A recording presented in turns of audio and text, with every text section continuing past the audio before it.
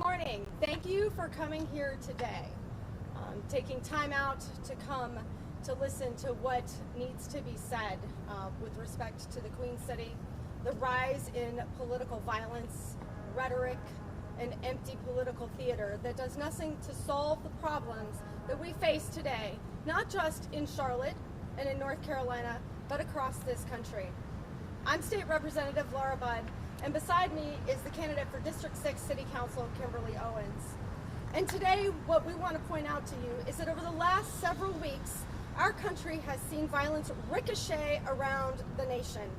From here in the Queen City with the absolutely horrific murder of Irina Zaritska, to the senseless and yet sadly familiar school shooting in Denver, Colorado, to a third shooting on a college campus in Utah with Charlie Kirk. All three of these incidents made national news, but we also know how many more took place that never even made a headline outside of their locality. And yet, what have we heard from the White House? Nothing. Nothing that unites this country, and especially not a plan that addresses the very issues that gave rise to the problems that we are all confronting today. A lack of real resources for our courts and judiciary, a lack of real resources and investment for law enforcement, and a state healthcare infrastructure that is systematically underfunded when it comes to addressing mental illness. All we have heard is blame shifting, threats, and what I call cheap political shots. It is blame in the form of antagonistic statements that are designed to blame Democrats by calling us woke, leftist, progressive, soft on crime, and coddling criminals, none of which is true. President Trump has not answered the call for something that unifies us, and he has not answered the call for a plan to address the problems that confront not just Charlotte, but other cities across the nation and our rural areas. This, in conjunction with the North Carolina's crime policy, consists of nothing more than going on TV and social media to exploit what has transpired to deflect attention from what is a lack of a plan and a refusal to put the money where their mouth is. In North Carolina, the Republicans have held power since 2011, and that means that they control the flow of legislation as well as the budget. When they took control, they promised a lot of things, but what we haven't seen is anything other than the systematic and intentional underfunding of our public safety system, our legal system, and trashing our courts and our local officials and local law enforcement. While they're doing this, they're pouring billions into school vouchers, and they want to pass a law that gives 18-year-olds the right to carry a firearm without a permit. The budget for the courts in North Carolina is about 2%. It's 2% of about $30 billion. We can all do the math. At the very least, Trump should try to measure up. He should try to measure up to President Clinton, who in 1994 proposed a plan to put 100,000 more local law enforcement officers on the streets to combat crime and address problems, and create programs like community initiatives in the communities so they can address the issues on the ground, getting to know their residents. That crime bill actually reduced crime. What we should do is look to bring that successful plan from 1994 forward to 2005 to meet the needs we confront today. How about another 100,000 new police officers locally, local officers on the streets in our communities? But let's also partner that with what we now know, which is mental health is something we must address. How about another 100,000 co-responders, criminal assistance, and crime being addressed not with threats of punishment in prison, but what we call crisis assistance co-responders to accompany local law enforcement. And let's be clear, when I talk about this and I say, where is Washington on this? I want to bring it back home. Where are the local North Carolina Republican leaders? They're in Raleigh having press conferences, and their latest posture in crime is no different. Time and time again, they have offered nothing but empty gestures and political theater, and this is no different. While real investments in law enforcement and public safety in the courts, as I've said, are coming, not from Republicans, but I will say coming from the Democrats. The pattern of lip service has continued with threats that Charlotte is out of control, that we've lost our way, and that we need them to come and fix it. We do not. What we need to know is that the people who keep our community safe are right here in Charlotte. They are our local officials, our local law enforcement, our local judges, and our local DAs, and our local mental health advocacy groups. All of them are working tirelessly around the clock. They're not soft on crime. They're not coddling criminals. They may be Democrats, and they are Democrats who give a damn. We understand there is a need for strong courts. There is a need to do the heavy lift, which is to fully fund not just our courts, but our law enforcement. To look at mental illness. What is the source of it? How do we address it at the source so we can create a solution to address it? Democrats have filed bills over the last decade and change. Oftentimes those bills, no matter how good the ideas are, because they come with a D behind them, they are relegated to the dust files, what we call File 13. They're not heard in committee. They go to rules and die. If they are heard in committee, they're never put on the floor to get passed. They just die. In the meantime, the fix for Charlotte, as the GOP leadership in Raleigh has said, is going to be to reinstate the death penalty. It's going to be to examine the city of Charlotte's books. It's going to be to get rid of what they call cashless bail. Well, let's be clear. DeCarlos Brown committed a crime, and a crime that should be punished. But he also, as we now know, suffers from severe mental illness. Had he received and been required to post a bond, the most he could have served, if he'd been unable to post, is 120 days. And he would have been back out on the streets. So this idea of getting rid of cashless bail to fix a problem, it's lip service. It's not really a solution. The difference here... Excuse me, sir. We're in the middle of something. You've got to go stand behind him, sir. Go on. Speak in the middle earlier.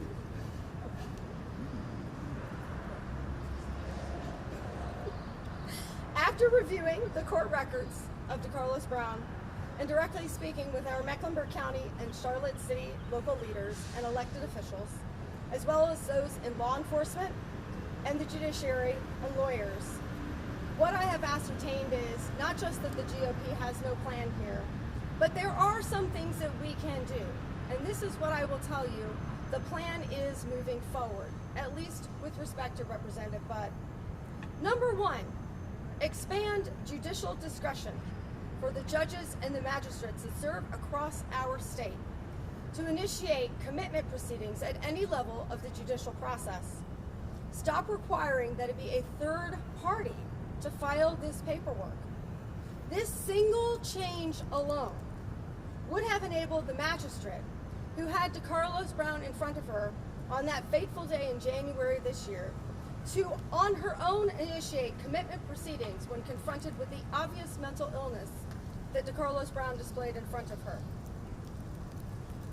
Second, I call for the North Carolina GOP to partner with the Democrats in the House and the Senate. Let's fund no less than 5,000 more local police officers across the state to deploy across our cities and our counties to help protect and serve and create a sense of public safety, restoring it where it may have been damaged or lost. But along with that, 5,000 crisis assistance mental health co-responders with them. This will help to develop not just community policing programs, but to help bolster our mental health advocacy groups so that people who need the help can get the help. We cannot imprison our way out of mental illness. Third, pass legislation that's been proposed before that freezes the statute of limitations for those people charged with violent crimes or showing an escalation in criminal offenses such as DeCarlos Brown, for those who are incompetent to stand trial. Place them in the care of our state hospitals so they can receive the mental health treatment they need. And if they are ever determined to be competent again, they can stand trial. If not, they're in a safe place and cared for, and our streets remain safe from those who may be placing our residents at risk.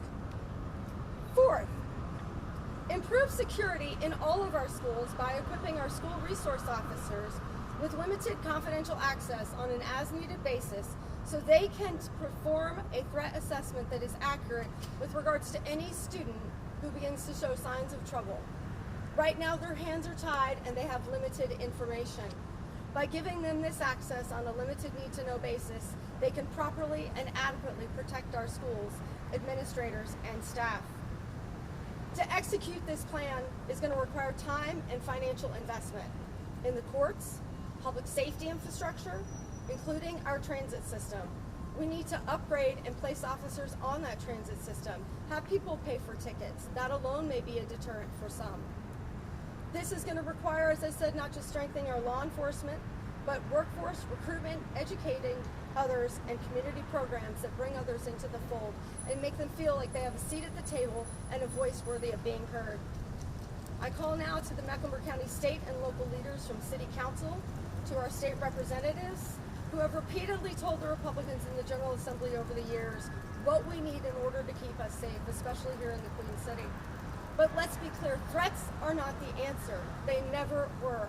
There is no place in society for rageful rhetoric. There is no place in society for violence. There is no place in our society for threats of violence against politicians or anyone else. It is abhorrent to me that we have had Republicans from the national to the local level do nothing but say that they think that threats are the answer. That is not leadership. It is a poor excuse for what they define as leadership. I say this as we all prepare in the state legislature to return to Raleigh on September 22nd. I say come with your best ideas and come with an open mind and an open heart. Allow all to sit at the table and have a voice. Ignore whether or not there's a D or an R behind the name.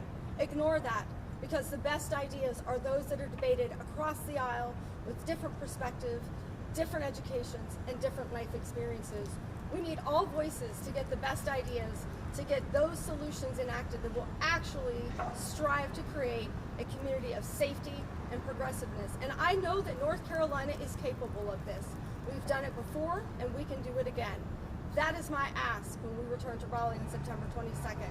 Come prepared to work, but work with everyone, not just those that you feel politically aligned with. In closing, I ask all North Carolinians to commit to a posture of nonviolence and to dispense with the empty rage rhetoric and social media platform tweets, chats, and comments that do nothing to move us forward as a society in the United States of America. That is critical. We cannot be appalled by the violence on one side, but then when we get behind the keyboard, stoke those fires, because what happens is there are people who will take advantage of that and believe you at your words behind the keyboard. So stand up, use your voices for nonviolence. Use your voices to make a change for the positive and the greater good. Thank you. So I'm Kimberly Owens. I'm delighted to be here today to share in this space with Representative Budd. I came because I thought it was important that she have support. I think in this time, this can be some lonely work to come out and speak hard truths, and she's done just that today. This is a complex issue. As an attorney, I've practiced law here for 30 years in Charlotte. I appreciate that there are myriad complexities that feed into an overall picture of public safety. There is no easy solution to this, but a number of the things you've heard here today are starts. And the biggest start of all is a conversation, a bipartisan conversation around what it means to be a healthy society, with healthy society goals of embracing all of us and not demonizing the other. I just ask you to open your hearts and your curiosity in this time, and that we reject political violence. Thank you. Anyone have any questions? Representative Budd, when you guys go back here later this month, we've talked a lot about bipartisan solutions. The things that you outlined, do you think Republicans would meet you there on Yes. those issues? Yes, I do. I think that there is a lot more in common than that which divides us, and I know that we've had that said before in the past, but I can say that from having worked with a number of my Republican colleagues across the aisle through the Judiciary Committee. And so what I find disheartening is when I see leadership in the North Carolina GOP in their press conference earlier this week, and it's rhetoric. It must be the Democrats. They've lost control in Charlotte. It is woke policies and progressive policies.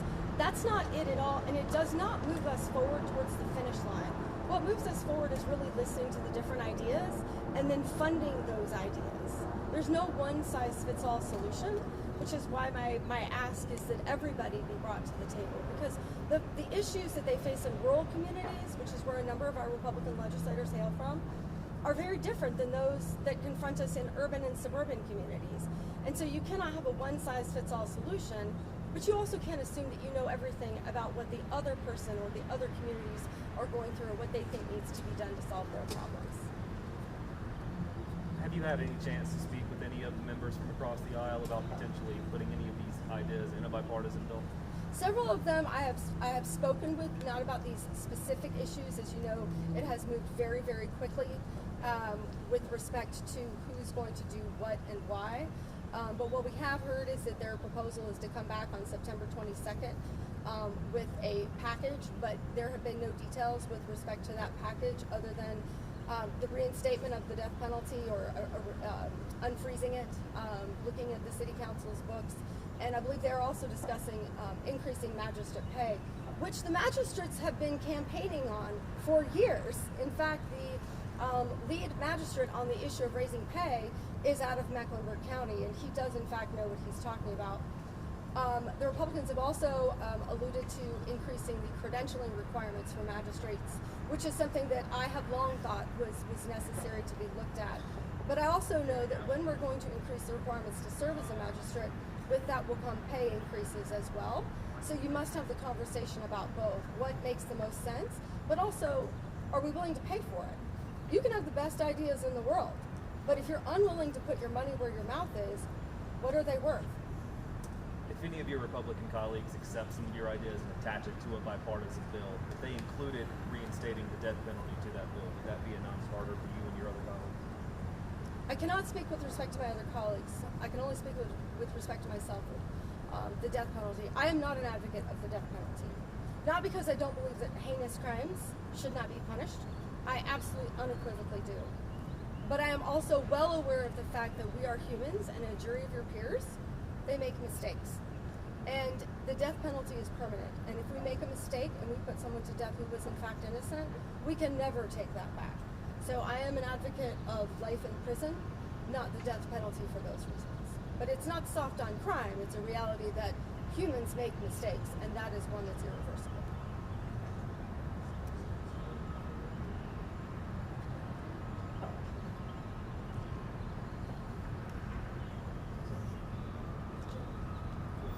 Thank you all for coming today. It is my hope that we can be a leader across the state. We have always been a beacon as a purple state of what it means to have a wide variety of differing viewpoints, and it's my hope that we can continue to be a leader and showcase ourselves across the nation about what it means to make change. Thank you. Queen City News Plus. Just search Queen City News on your smart TV's app store.